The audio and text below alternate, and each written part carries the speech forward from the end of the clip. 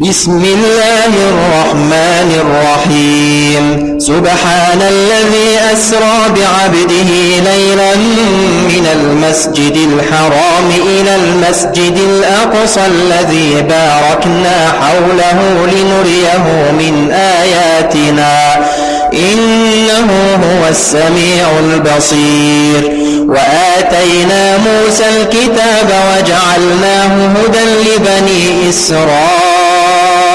ألا تتخذوا من دوني وكيلا ذرية من حملنا مع نوح إنه كان عبدا شكورا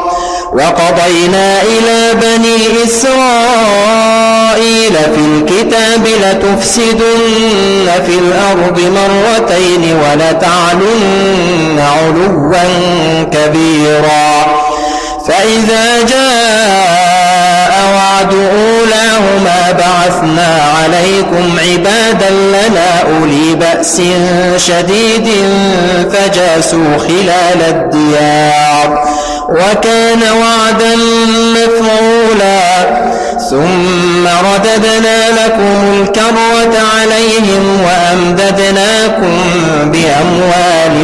وبنين وجعلناكم أكثر نفيرا إن أحسنتم أحسنتم لأنفسكم وإن أسأتم فلها فإذا جاء وعد الآخرة ليسوءوا وجوهكم وليدخلوا المسجد كما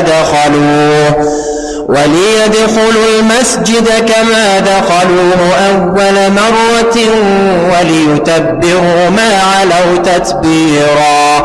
عسى ربكم أن يرحمكم وإن عدتم عدنا وجعلنا جهنم للكافرين حصيرا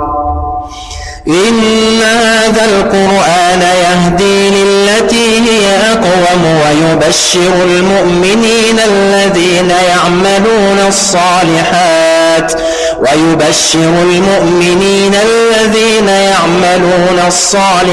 أن لهم أجرا كبيرا وأن الذين لا يؤمنون بالآخرة أعتدنا لهم عذابا أليما ويدعو الإنسان بالشر دعاءه بالخير وكان الإنسان عجولا وجعلنا الليل والنهار آيتين فمحونا آية الليل وجعلنا آية النهار مبصرة لتبتغوا فضلا من ربكم ولتعلموا عدد السنين والحساب وكل شيء فصلناه تفصيلا وكل إنسان ألزمناه طائره في عنقه ونخرج له يوم القيامة كتابا يلقاه منشورا اقرأ كتابك كفى بنفسك اليوم عليك حسيبا من اهتدى فإنما يهتدي لنفسه ومن ضل فإنما يضل عليها ولا تزر وازرة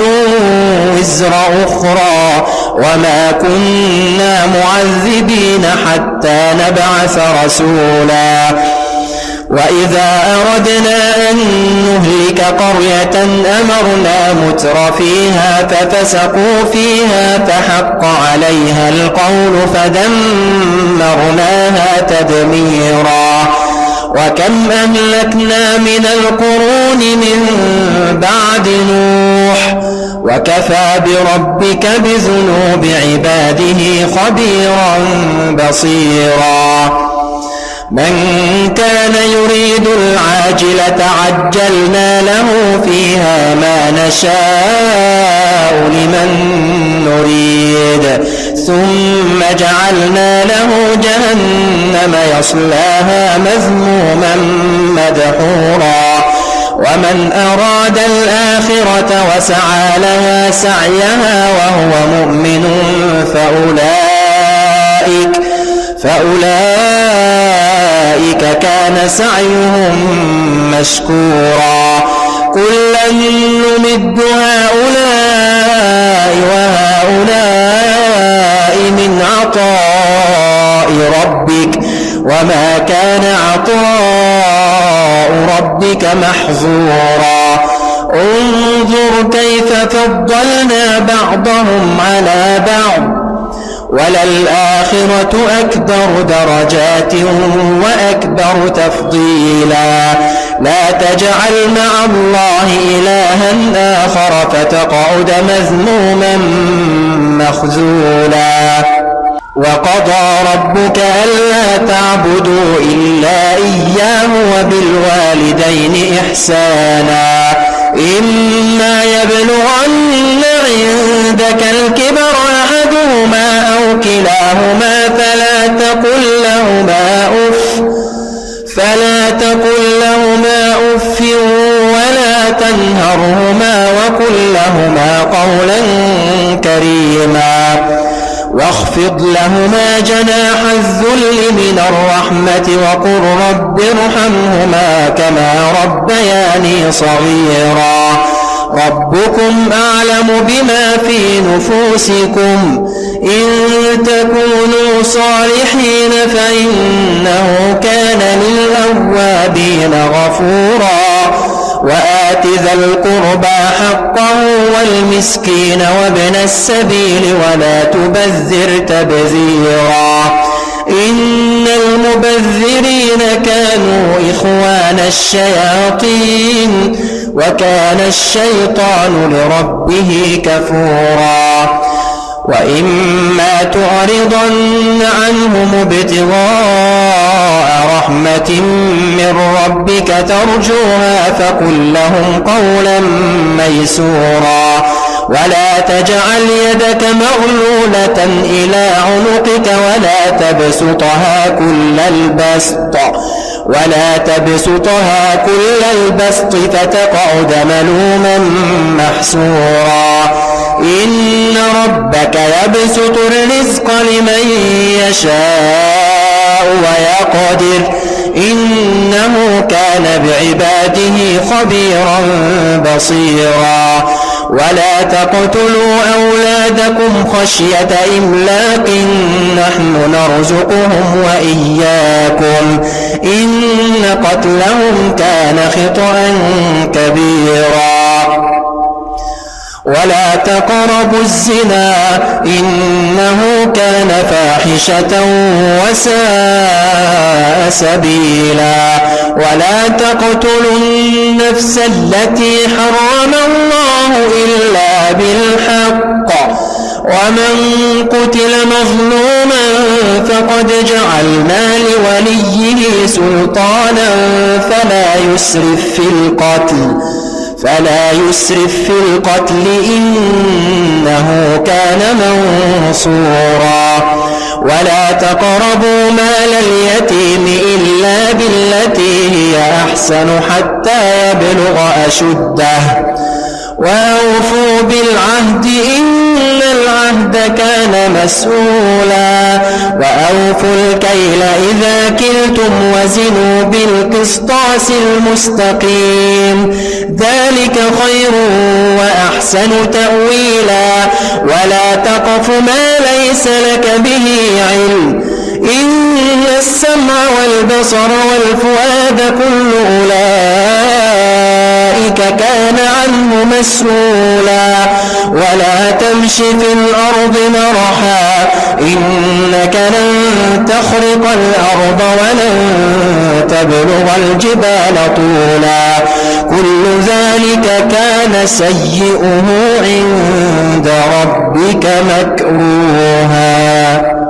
ذلك مما أوحى إليك ربك من الحكمة ولا تجعل مع الله إلها آخر فتلقى في جهنم ملوما مدحورا أفأصفاكم ربكم بالبنين واتخذ من الملائكة إناثا إنكم لتقولون قولا عظيما ولقد صرفنا في هذا القرآن ليذكروا وما يزيدهم إلا نفورا قل لو كان معه آلهة كما يقولون إذا لابتغوا إلى ذي العرش سبيلا سبحانه وتعالى عما يقولون علوا كبيرا تسبح له السماوات السبع والأرض ومن فيهن وإن من شيء إلا يسبح بحمده ولكن لا تفقهون تسبيحهم إنه كان حليما غفورا وإذا قرأت القرآن جعلنا بينك وبين الذين لا يؤمنون بالآخرة حجابا مستورا وجعلنا على قلوبهم أكنة أن يفقهوا وفي آذانهم وقرا وإذا ذكرت ربك في القرآن وحده ولوا على أدبارهم نفورا نحن أعلم بما يستمعون به إذ يستمعون إليك وإذ هم نجوى إذ يقول الظالمون إن تتبعون إلا رجلا مسحورا انظر كيف ضربوا لك الأمثال فضلوا فلا يستطيعون سبيلا وقالوا أئذا كنا عظاما ورفاتا أئنا لمبعوثون خلقا جديدا قل كونوا حجارة أو حديدا أو خلقا مما يكبر في صدوركم فسيقولون من يعيدنا قل الذي فطركم أول مرة فسينغضون إليك رؤوسهم ويقولون متاه قل عسى أن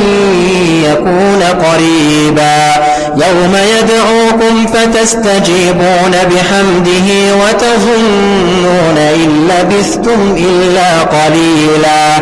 وقل لعبادي يقول التي هي أحسن إن الشيطان ينزغ بينهم إن الشيطان كان للإنسان عدوا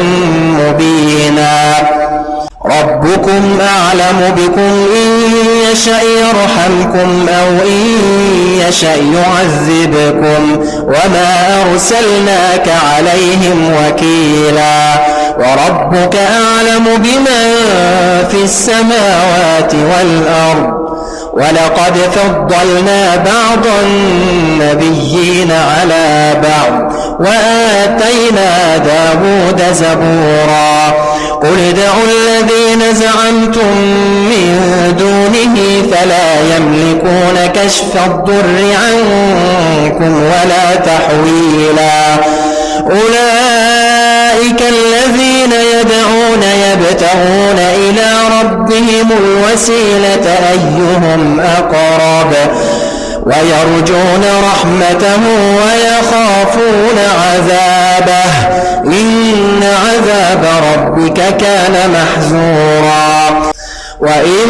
من قرية إلا نحن مهلكوها قبل يوم القيامة أو معذبوها عذابا شديدا كان ذلك في الكتاب مسطورا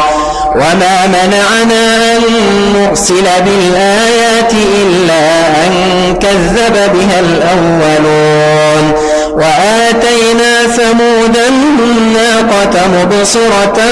فظلموا بها وما نرسل بالآيات إلا تخويفا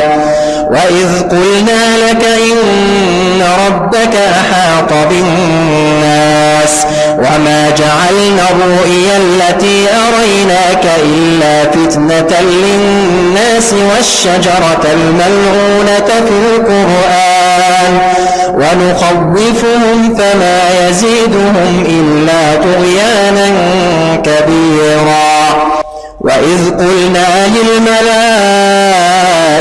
اسجدوا لآدم فسجدوا إلا إبليس قال أأسجد لمن خلقت طينا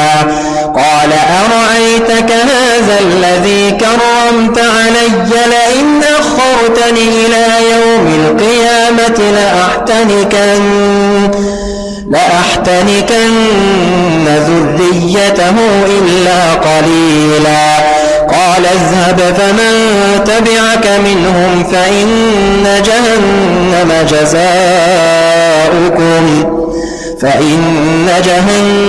جزاؤكم جزاء موفورا. واستفزز من استطعت منهم بصوتك وأجلب عليهم بخيلك ورجلك وشاركهم في الأموال والأولاد وعدهم وما يعدهم الشيطان إلا غرورا. إن عبادي ليس لك عليهم سلطان وكفى بربك وكيلا. ربكم الذي يزجي لكم الفلك في البحر لتبتغوا من فضله إنه كان بكم رحيما. وإذا مسكم الضر في البحر ضل ما تدعون إلا إياه فلما نجاكم إلى البر أعرضتم وكان الإنسان كفورا. أفأمنتم أن يخسف بكم جانب البر أو يرسل عليكم حاصبا ثم لا تجدوا لكم وكيلا. أم أمنتم أن يعيدكم فيه تارة أخرى فيرسل عليكم قاصفا من الريح فيغرقكم بما كفرتم ثم لا تجدوا لكم علينا به تبيعا. ولقد كرمنا بني آدم وحملناهم في البر والبحر ورزقناهم من الطيبات وفضلناهم على كثير ممن خلقنا تفضيلا. يوم ندعو كل أناس بإمامهم فمن أوتي كتابه بيمينه فأولئك يقرؤون كتابهم ولا يظلمون فتيلا. ومن كان في هذه أعمى فهو في الآخرة أعمى وأضل سبيلا. وإن كادوا ليفتنونك عن الذي أوحينا إليك لتفتري علينا غيره وإذا لاتخذوك خليلا ولولا أن ثبتناك لقد كدت تركن إليهم شيئا قليلا. إذا لأذقناك ضعف الحياة وضعف الممات ثم لا تجد لك علينا نصيرا. وإن كادوا ليستفزونك من الأرض ليخرجوك منها وإذا لا يلبثون خلافك إلا قليلا. سنة من قد أرسلنا قبلك من رسلنا ولا تجد لسنتنا تحويلا. أقم الصلاة لدلوك الشمس إلى غسق الليل وقرآن الفجر إن قرآن الفجر كان مشهودا. ومن الليل فتهجد به نافلة لك عسى أن عسى أن يبعثك ربك مقاما محمودا وقل رب أدخلني مدخل صدق وأخرجني مخرج صدق واجعل لي من لدنك سلطانا نصيرا وقل جاء الحق وزاق الباطل إن الباطل كان زهوقا وننزل من القرآن ما هو شفاء ورحمة للمؤمنين ولا يزيد الظالمين إلا خسارا وإذا أنعمنا على الإنسان أعرض ونأى بجانبه وإذا مسه الشر كان يئوسا قل كل يعمل على شاكلته فربكم أعلم بمن هو أهدى سبيلا ويسألونك عن الروح قل الروح من أمر ربي وما أوتيتم من العلم إلا قليلا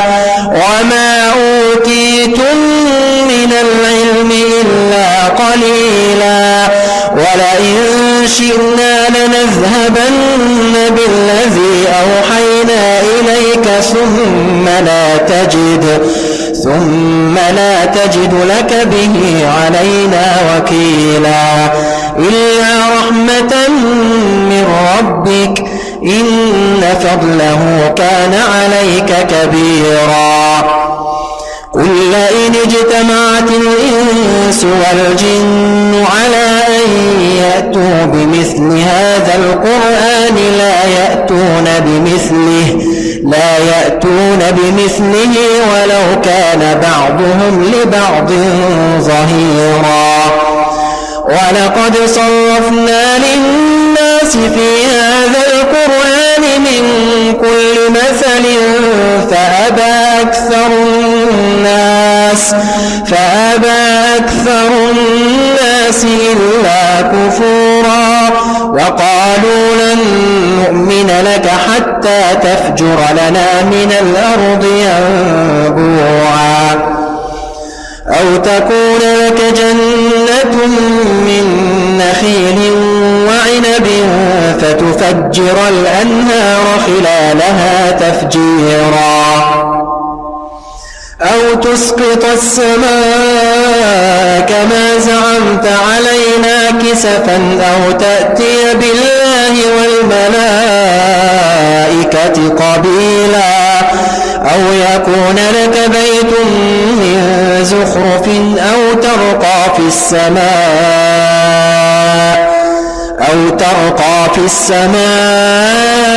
ولن